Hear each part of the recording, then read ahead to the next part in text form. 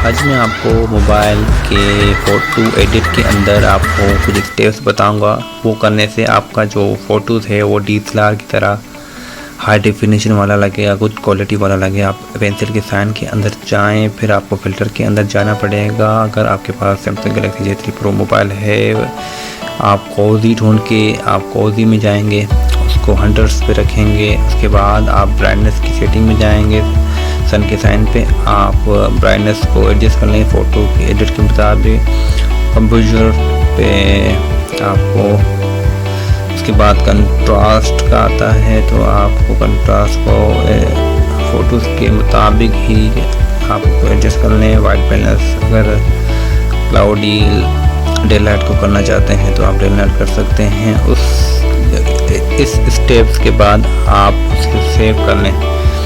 तो इस तरीके से जो है आपकी जो फ़ोटोज़ है वो हाई डेफिनेशन या HD क्वालिटी वाली लगेगी, जिस तरह से DSLR वगैरह की होती है। तो आपके पास सैमसंग का मोबाइल होना ज़रूरी है, ये बात है। अगर आपके पास इसकी सीरीज़ में अगर मोबाइल है तो आपका फ़ोटोज़ का जो रिजल्ट इस तरह आएगा जो है वो तो इससे भी बेहतर होगा।